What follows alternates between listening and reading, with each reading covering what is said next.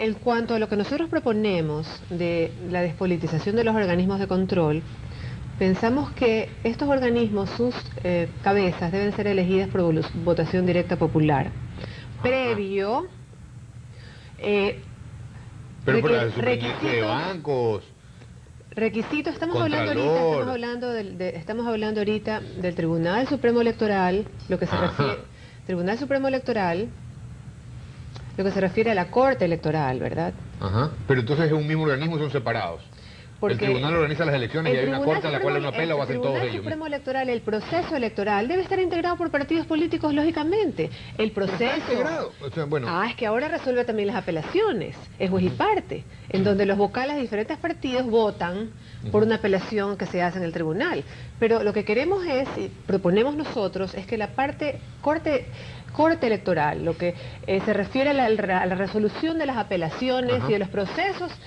Hace campaña, usted lo multa, pero ya no son los mismos... O sea, no, que no sean políticos, no formen parte de los partidos políticos, esa parte. Ajá, pero ¿de dónde lo sacamos entonces? Al igual que el resto de las personas que van a intervenir en los otros organismos de control, previo a concursos de merecimiento de oposición y pues a que se revise su hoja de vida. Ajá, o sea, pero usted cree que a la partidocracia no le va a interesar mucho eso, porque más o menos tienen el control ahí. Bueno, es lo que está pasando ahora. Eso es lo que queremos hacer. Si la competencia no es justa, porque unos tienen ventajas sobre otros, ya que no son sancionados cuando cruzan la raya, pues. Exacto, pero eso tiene que desaparecer para que realmente pues puedan ejercer ellos y no hablemos de que la partidocracia está atrás de todos los movimientos de los tribunales y de las cortes. Ok, ahora, entonces corte electoral por un lado y tribunal organizando elecciones por otro. Así es. Y ese sí puede estar regulado por los partidos políticos. Claro que sí. No así la corte que tiene que ser elegida de alguna otra manera, en la cual no hay ningún miembro de un partido político, si son...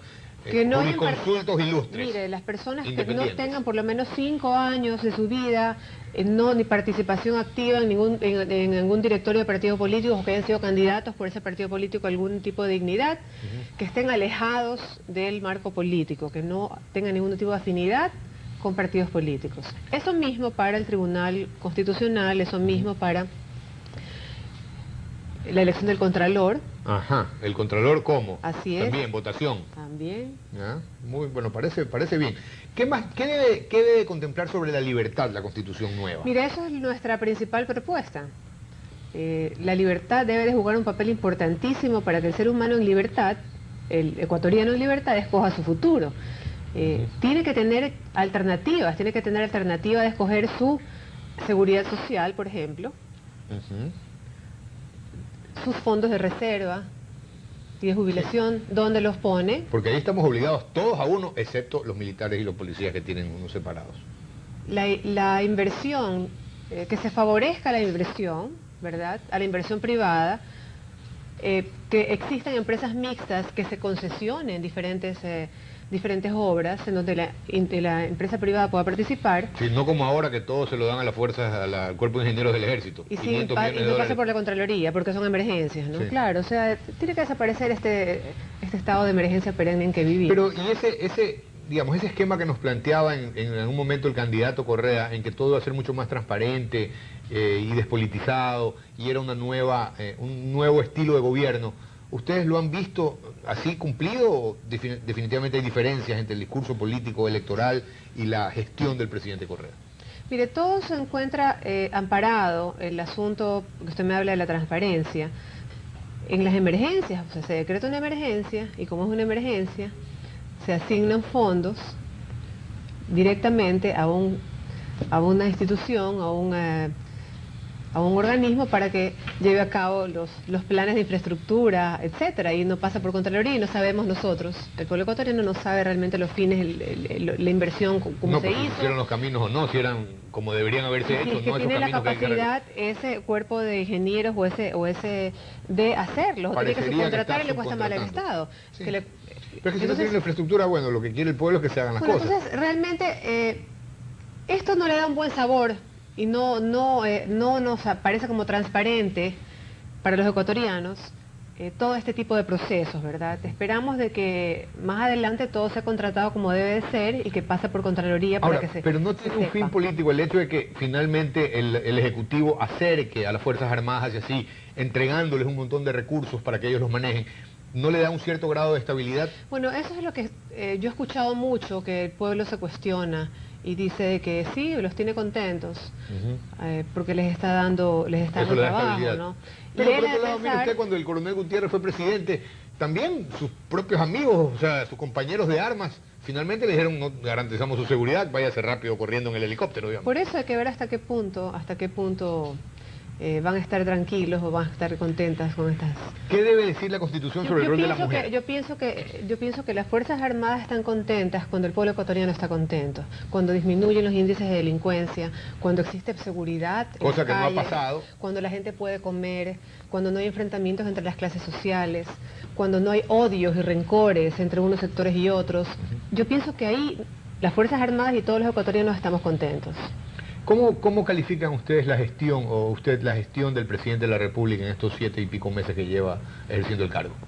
Mire, yo pienso que decretar un sinnúmero de emergencias nacionales y pues ser muy paternalista sin reactivar la economía no es el resultado de una buena gestión. Pienso que él ha incumplido con sus promesas de campaña. Realmente todavía no existe un plan de vivienda masivo. La vivienda es un poco más patético, digamos. Dijeron, creo que eran 40.000 casas al año. No realmente pues se ha solucionado ese problema. Por otro lado, si bien es cierto, se duplicó el bono solidario, el bono... de la pobreza. No, de la pobreza me parece feo, porque me parece que este gobierno está haciendo un culto a la pobreza, que es precioso ser pobre y nosotros apoyemos a la pobreza de esta forma. Y no es así. El ecuatoriano quiere ser productivo, quiere producir y trabajar, no solamente que le subvencionen y que le den dádivas. Y eso es lo que este Estado, lamentablemente, se ha afanado en hacer. Ha sido muy paternalista y poco emprendedor y poco productivo. Entonces, hacia eso hay que ir, la productividad. Pero las consecuencias se van a pagar a largo plazo, le cuento, porque no va a alcanzar la plata si uno sigue regalando. La inversión petrolera, realmente nuestra productividad en el campo petrolero ha disminuido, teniendo un petróleo a un precio históricamente fantástico que nunca pues lo hemos tenido antes, cuando deberíamos estar muchísimo mejor de ingresos con semejante buen precio de petróleo. Entonces, no se aprovechó realmente esto y no se hizo mucho en la inversión petrolera. Oiga, la exportación petrolera ha decaído. Y el Ecuador en este año va a crecer 3.5%, mientras que Perú va a crecer un 8%. Y pues eso significa que no han crecido ni aumentado las exportaciones como debería de ser, incluyendo la exportación petrolera. Ahora, tampoco no tenemos que sentirnos contentos porque nuestra economía está apoyada o está apuntalada solamente por una gran remesa de divisas que vienen de los inmigrantes. O sea, eso no es productividad de la economía del país. Eso es pues la bonanza económica generada por la labor de nuestros ecuatorianos en otras tierras. Claro, y que desgraciadamente se han ido porque eran mano de obra calificada. Exacto, no porque nosotros estamos produciendo y no tenemos que decir qué maravilla, que siga así esto. No, debemos producir también nosotros. Última pregunta, 1 minuto nos queda. ¿Cuál debe ser el rol que debe estar consagrado en la Constitución para la mujer, doctora? Ahora que hay muchas mujeres que están preocupadas de la cosa pública. Bueno, igualdad de condiciones, voz y voto en muchísimas circunstancias, ser sujeto de crédito, que a veces lamentablemente la mujer pasa a no serlo directamente, y mucha consideración en el sector, en el aspecto social, sobre todo lo que se refiere a las mujeres con discapacidad, a las mujeres embarazadas, y a las mujeres cabezas de familia y solas que mantienen la economía del hogar. Yo pienso que la Constitución debe de amparar, favorecerlas, hacerlas sujetos de crédito, ampliarse la seguridad social a las esposas. Es muy importante. También. Si se puede escoger, posiblemente se pueda, pero como están las cosas, el seguro social está quebrado. Y pues continuar en esta política de hacerla participar a la mujer mucho más en diferentes campos, en la política. Sobre todo, pues vemos que ha habido un cambio porque ahora se alternan las listas, es algo muy bueno. Y pienso que pues esta es la época, la era de la mujer, y esta Constitución debe de permanentemente pensar en ella y ampararla siempre. Doctora, le agradecemos su tiempo en este set. Señores televidentes, ha sido el pensamiento de la doctora Anabela Sin, candidato a constituyente por la lista 7 del PRIAN. Gracias por su sintonía, los esperamos la próxima semana.